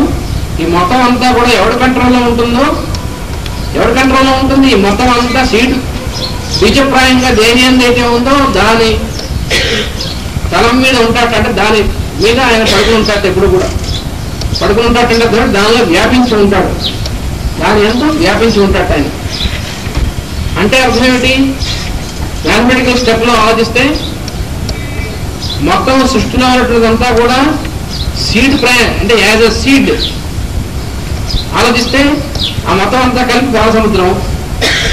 ఆయన ఎక్కడుంటాడు? పాలసముద్రంలో ఉంటాడట. అంటే అర్థం ఏంటి? పాలసముద్రం అంతా కూడా ఆయనే ఉంటాడు. అంటే అర్థం ఏంటి? ఫైనల్ స్టెప్ మొత్తం అంతా కూడా ఆయనే ఉన్నాడు. అందుకని విష్ణు అన్నాడు. అప్పుడు ఈ మొత్తం అంతా వ్యాపించి ఉన్నాడు కాబట్టి విష్ణువు, అందుకని విశ్వము విష్ణువు అనే కారణం అది. ఇప్పుడు అర్థమవుతుంది సరస్వతి ఎక్కడి నుంచి ఎక్కడ ప్రవహిస్తుంది. ఈ మొత్తం అందరికీ మూలభూతమైనటువంటి నారాయణుడు ఉన్నాడే, అక్కడి నుంచి సృష్టించేటువంటి వాడు ఒకడున్నాడు. ఆ నారాయణుడి చేత సృష్టింపబడినటువంటి వాడు, ఎవరి ద్వారా అయితే సృష్టి బయటికి రావాలో ఆ సృష్టించేటువంటి సృష్టికర్త అయినటువంటి బ్రహ్మ ఉన్నాడే, ఆయన దగ్గరికి ఆయన పంపిస్తే వచ్చేటువంటి శక్తిగా వస్తుంది చైతన్యం. ఎందుకంటే చైతన్యం లేకపోతే సృష్టి ఎక్కడి నుంచి వస్తుంది? ఇంకా సృష్టించాలంటే కావాల్సింది ఏమిటి? Primordial substance. అంటే విరజ అంటారు దాన్ని, విరజ అయినటువంటి లోకము. విరజ లేక పరమ రజ అంటారు దాన్ని. అంటే రజ అంటే మ్యాటర్, పార్టికల్. పార్టికల్ అనేటువంటి సారం అవ్వకుండా ఉన్నటువంటి ముందున్నటువంటి స్థితిని Viraja, the primordial state of existence. అంటే మహా చైతన్యం. ఆ మహా చైతన్యాన్ని మహాకాళి, మహాగ్రాస, మహా అని ఉన్నదంతా కూడా మహా అంటే అదనమాట. మహత్ అంటారు దాన్ని. ఈ సృష్టి మొత్తానికి ఆల్ పొటెన్షియల్ చైతన్యం అన్నమాట మహా అంటే. అది ప్రైమార్డియల్ సబ్స్టెన్స్ అనేటువంటిది. అందుకని ఈ సరస్వతి అనేటువంటిది చైతన్యం ఎక్కడి నుంచి? ఆ నారాయణ దగ్గర నుంచి చరిష్ణు, చరించుతున్నటువంటి స్వభావం కలిగినటువంటిది. అర్ణవ, ఏ అర్ణము? పాలసముద్రం అనేటువంటిది ఏదైతే ఉందో ఆ పాలసముద్రం అనేటువంటి దానిలో ఉన్నటువంటి అర్ణవం రూపంలో ఉన్నటువంటి మహా చైతన్యము ఆ సృష్టికర్తని కూడా సృష్టించినటువంటి ఆయన దగ్గర నుంచి ఈయన దగ్గరికి ప్రసరిస్తూ ఉంటుంది కాబట్టి సరస్వతి. అది అందులో చెప్పబడినటువంటి విషయం. అందుకని మహో యస్య అనంతో అవతస్తు, అనంతమైనటువంటిది, ఎండ్లెస్. ఈ చైతన్యం ముందే ఏదైతే ఉందో ప్రైమార్డియల్ సబ్స్టెన్స్, ప్రైమార్డియల్ అనేటువంటిది, ఈ మహా చైతన్యం అంతు లేనటువంటిది. ఎందుకంటే దానికి ఆది ఉంటే అంతం ఉండాలి, ఆది లేనప్పుడు అంతం ఉండదు. అనాద్యంతమైనటువంటిది, దానికి స్టార్టింగ్ ఎండింగ్ అనేటువంటిది ఎప్పుడు లేదు. ఎందుకంటే ఎప్పుడు ఎటర్నల్లీ ఎగ్జిస్టింగ్. అది రోడ్డు ఎప్పుడు కూడా రవం చేస్తూ ఉంటుంది, మహారావం చేస్తూ ఉంటుంది. అటువంటి రావం చేస్తూ ప్రవహించేటువంటి ప్రసరించేటువంటి చైతన్యం ఏదైతే ఉందో సరస్వతి, ఆమె మాయందు కూడా ప్రసరించి ఆమెను స్తోత్రం చేయడానికి కావాల్సినటువంటి శక్తిని మాకు ఇవ్వలేను. అటు తత్వం మమ్మల్ని రక్షించుగాక అని అర్థం అన్నమాట. అంటే ఎప్పుడు రక్షిస్తానే ఉంటుంది. అయితే మనం ఆమెను దర్శించడం కోసం చేసేటువంటి ఒక ఉపాసన, అంతర్ముఖమైనటువంటి ఉపాసన సరస్వతిని, దానికోసం ఈ రూపు ఇవ్వబడింది. ఇంకా సరస్వతిని ఎలా ధ్యానం చేయాలంటే మొత్తం సృష్టి మొత్తానికి కారణమైనటువంటి శక్తి చైతన్యం ఏదైతే ఉందో ఆ చైతన్య స్వరూపిణిగా ధ్యానం చేయాలి. ఈ రావం అనేటువంటిది ఎందుకు? శబ్దం చేయడం ఎందుకంటే నేను మనం చెప్పుకున్నాం, సృష్టి బయటికి రావాలంటే శబ్దం అనేటువంటి దాని ద్వారా బయటకు వస్తుంది, వ్యక్తం అవుతుంది. అవ్యక్తం నుంచి వ్యక్తమైనటువంటి రూపంలోకి రావాలంటే శబ్దమే ఫస్ట్ పొటెన్సీ. సౌండ్ అనేటువంటి పొటెన్సీ ద్వారా వస్తుంది. అంటే పంచభూతాలు ఎలా తయారవుతున్నాయంటే ఆకాశ, వాయు, అది ఆర్దరం. ఆకాశం ఎప్పుడు ఉండేటువంటిది మహా చైతన్యం యొక్క స్వరూపం. ఆకాశం నుంచి వాయువు, వాయోరగ్ని, అగ్నేరాప, అభ్య పృథివీ, పృథివీ వచ్చేక్కడ పృథివ్యా ఔషధయ, ఔషధీభ్యో అన్నం, అన్నాత్ పురుష. ఇది క్రమం. సృష్టి మొత్తం మనకి మనం ఎక్కడి నుంచి వచ్చామంటే క్రమం మొత్తం అక్కడి నుంచి, ఆకాశం దగ్గర నుంచి. అందుకని ఆ స్వరూపం మొత్తం అంతా కూడా ఆ క్రమంలో వచ్చేటువంటిది. ఆ వచ్చేటువంటి పుట్టినటువంటి వాళ్ళం మనం కనుక మనం ఆమెను దర్శించాలంటే ఏ రూపంలో దర్శించాలి? మళ్ళీ వెనక్కి ధ్యానం చేస్తూ వెళ్ళాలి, లోపలికి ధ్యానం చేస్తూ వెళితే అక్కడ అందుతుంది ఆవిడ సరస్వతి. అందుకని అటువంటి సరస్వతి మమ్మల్ని రక్షించుగాక.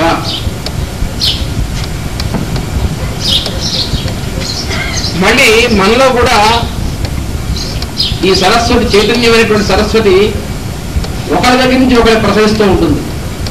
అంటే అన్ని లెవెల్స్లో కూడా ప్రసరిస్తూ ఉంటుంది. జ్ఞానరూపమైనటువంటి సరస్వతి ఒకరి నుంచి ఒకరి ప్రసరించుగాక. అది కూడా ఇందులో ఉన్నటువంటి ప్రేయర్. ఇంకా సరస్వతి యొక్క జ్ఞానం అంటే మనకు తెలియడం అంటే ఏమిటి? మనకు తెలియడం, మనం తెలుసుకోవడం, తెలుసుకున్నటువంటి వాడు తెలియబడేటువంటిది. ధ్యానఛాతుర్చేయ రూప, ఇది కూడా లలిత సహస్రనామంలో మనం చెప్పుకున్నాం. 3 రూపాలు ఆవిడవే. ధ్యానం చేసేవాడు ఆవిడ రూపమే, ధ్యానం చేయడం అనేటువంటి ప్రాసెస్ ఆవిడే, ధ్యానం చేయబడేటువంటి దేవదేవుడు అది కూడా ఆవిడే. ధ్యానఛాతృధ్యేయ రూప, ఇక్కడ 3 ఒకటే అయినటువంటి రూపం కలిగేటువంటిది. ఇంకా 3 in 1 అండ్ 1 in 3. ఇది తమాషా అయినటువంటి మిస్టిక్ లాంగ్వేజ్ చెప్తూ ఉంటారు దానికి మాస్టర్స్. 3 in 1 అండ్ 1 in 3 అనేటువంటి ప్రిన్సిపల్ని అత్రి అనేటువంటి చెప్పారు. మనం చెప్పుకున్నాం అత్రి. What is Atri? అత్రి అంటే ఏమిటి? అత్రి అంటే అర్థం ఏంటి? ఏదో గడ్డం ఉండి మీసాలు ఉండి ఒక మహర్షి, ఆయన కూడా అత్రే. కానీ అసలు అత్రి అంటే ఏమిటి? అది 3 in 1 అండ్ 1 in 3 అనేటువంటి ఫార్ములా అన్నమాట. అత్రి 3గా ఉన్నటువంటి ఒకే పదార్థం, ఒకటే 3గా కనిపించేటువంటిది. అందుకని ఇటు నుంచి అటు, అటు నుంచి ఇటు కూడా. అది సృష్టి మొత్తం అంతా కూడా ఏమీ లేనట్టుగా ఉన్నటువంటి దాంట్లో నుంచి ఏదో ఉన్నట్టుగా ఉన్నటువంటిదే మొత్తం సృష్టి అంతా అన్నాడు ఒక ఆయన, ఒక గురువు గారు. ఆయన పేరే పైథాగరస్.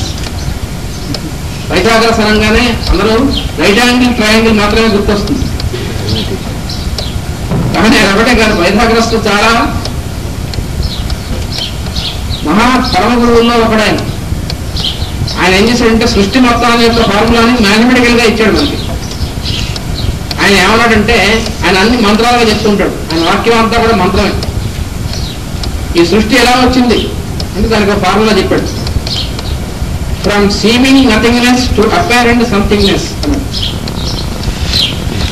ఈ సృష్టి ఎలా వచ్చిందంటే ఫ్రమ్ సీమింగ్ నథింగ్నెస్, ఏమీ లేనట్టుగా కనబడుతున్నటువంటి దాంట్లో వచ్చి, టు అపారెంట్ సంథింగ్నెస్, ఏదో ఉన్నట్టుగా కనిపిస్తున్న దాంట్లోకి వచ్చింది మొత్తం అంతా అన్నాడు. ధ్యానం చేశాను దీనికి వ్యాఖ్యానం రాస్తే అసలు వ్యాఖ్యానం రాయలేదు ఎవడు.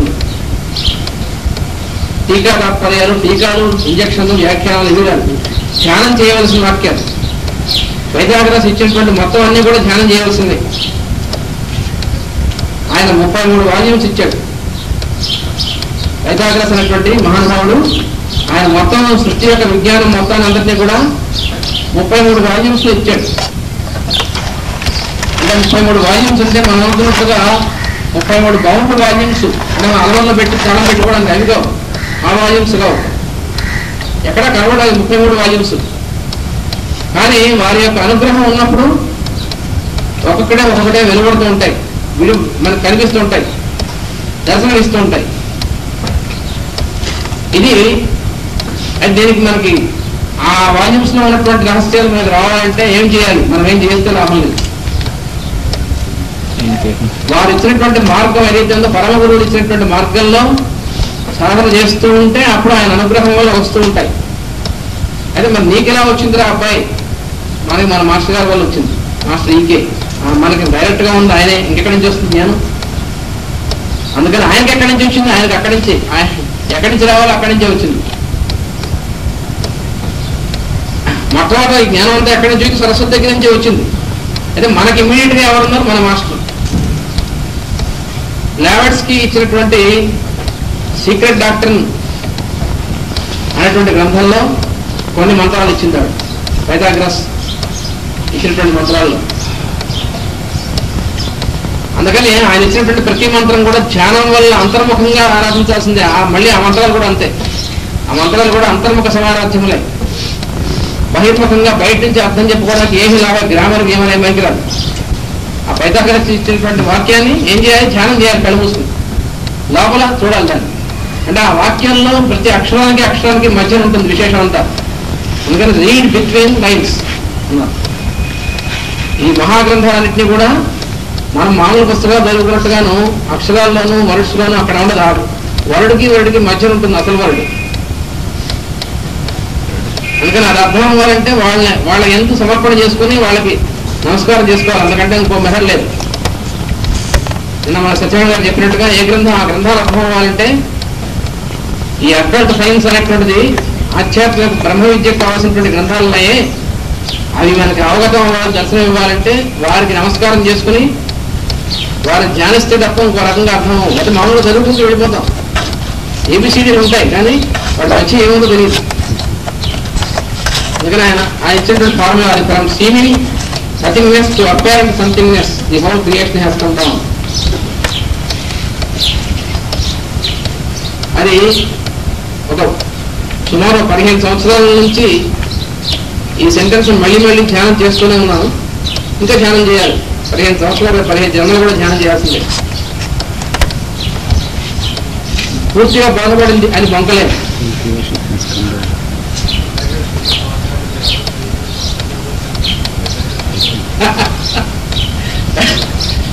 Pythagoras symbol 16. ఎందుకంటే 15 జన్మలను వచ్చిందంటే ఇది కాకుండా ఇది ప్లస్ 15 జన్మలు అన్నమాట. అది ఆయన పడుతున్నారు.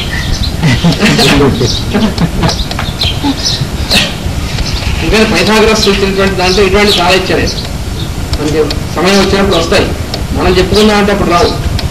ఎప్పుడు అవసరమో అప్పుడు ఆయన దగ్గర నుంచి మనకు రావాల్సిందే కానీ మనం రావాలనుకుంటే రాదు. ఆయనతో చాలా చికాకు. ఆయన కేసు చూసి మనం ఇవ్వండి అంటే ఇవ్వడానికి. అందుకే ఆ వాల్యూమ్స్ ఎక్కడ మిగతా వాళ్ళలాగా పుస్తకాలు రాసి వాల్యూమ్స్ ఇవ్వలే. పుస్తకాలు రాసి వాల్యూమ్స్ ఇస్తే ఏం చేస్తాం, అమల్లో పెట్టుకుని అమలు వేసుకుంటాం సార్. ఇంకా ఇవ్వలేదు అలా. ఎప్పుడు అవసరమో అప్పుడు ఆయనే ఇస్తాడు మనకి. అది ఈ సరస్వతి అనేటువంటి దానివల్ల సృష్టి క్రమం అంతా కూడా, ఈ సృష్టిలో కూడా ప్రతి లెవెల్లో కూడా సరస్వతి ఎలా పనిచేస్తుందంటే ఒకళ్ళ నుంచి ఒకళ్ళు ప్రసరించేటువంటి జ్ఞానంగా పనిచేస్తుంది. అది ఎలా పనిచేస్తుంది? వాక్ స్వరూపిణి. అంటే మన వాక్ ఫిజికల్ గా వైఖరి వాక్ కూడా ఆడి యొక్క స్వరూపమే. అందుకని వైఖరి అనేటువంటి ఈ వాక్ ఏదైతే ఉందో ఫిజికల్ స్పీచ్ అనేటువంటిది దీని ద్వారా కూడా సరస్వతి ఫ్లో అవుతూ ఉంటుంది. అందుకని ప్రసరించేటువంటిది. మనం ఒకరి నుంచి ఒకళ్ళు మాట్లాడుకుంటుంటే అర్థం అవ్వడం ఎందుకు అర్థం అవుతుంది? సరస్వతి యొక్క ప్రసారం ఏది కాకుండా వేరే ఇంకోటి ఏం లేదు. ఈ సరస్వతిని పక్కన పెట్టి మైనస్ సరస్వతి ఏదైనా ఉందో ఏమీ లేదు. మైనస్ సరస్వతిని మనమే మైనస్. సరస్వతి లేకుండా ఏమీ లేదు. మనం మాట్లాడడం ఉండదు. మాట్లాడడానికి కావాల్సినటువంటి ట్రిల్ ఏదైతే ఉందో ఋషభం రేఖం అనేటువంటిది అది కూడా సరస్వతి అనుగ్రహం అయితే రాదు. చూసారా తమాషా? అందుకని ఆ సరస్వతి ప్రసన్నం కావాలి అంటే వెంటనే ఏమంటారంటే అయితే లక్ష్మీ ప్రసన్నం కావాలంటారు. చాలా పొరపాటు. మనం అన్ని పురాణంలో ఇచ్చేటువంటి తికమక చేసుకోవడంలో మన తర్వాతే. సరస్వతి తోటి లక్ష్మి ఉండదు. అందుకని ఆయన ఆరాధించేవాళ్ళు ఈవిని ఆరాధించరు, ఈవిని ఆరాధించేవాళ్ళు ఆయన ఆరాధించరు. ఆవిడ ఈవిడ ఒకటే. ఆవిడ ఏం చేస్తుంది? ఒకసారి ఇలా వీణ పుచ్చుకుని ఈ వేషం వేసుకుని వస్తుంది. ఇంకోసారి ఏం చేస్తుంది? ఈ చేతిలో ఒక పద్మం, ఈ చేతిలో ఒక కమలం ఇలా పుచ్చుకుని ఆ వేషం వేసుకొస్తుంది. ఇంకోసారి ఏమో త్రిశూలం పట్టుకుని వస్తుంది. ఆవిడే వేషాలని వేసేది. అది మనకు తెలియదు. తెలియక ఏమనుకుంటాం, వాళ్ళు అత్తా కోడళ్ళుగా తోడి కోడలుగానో పోరాడుకుంటూ ఉంటారు. ఆవిడ పార్టీ లక్ష్మీదేవి పార్టీ వేరు, సరస్వతిదేవి పార్టీ వేరు అనుకుంటూ ఉంటాము. ఏం లేదు, ఆవిడే ఈవిడే, ఈవిడే ఆవిడే. అందుకనే ఈ విద్వేషాలు పోయి మనం అంతా కూడా ఒకటే అని తెలుసుకోవాలంటే లలితా సహస్రనామం చేసుకోవాల్సిందే. మార్గం లేదు. మొత్తం అంతా కూడా ఆవిడే అని చెప్పేటువంటిది లలితా సహస్రనామం. అయితే లలితా సహస్రనామం పారాయణ చేసేసుకుంటాం కానీ పిండి పర్లాగా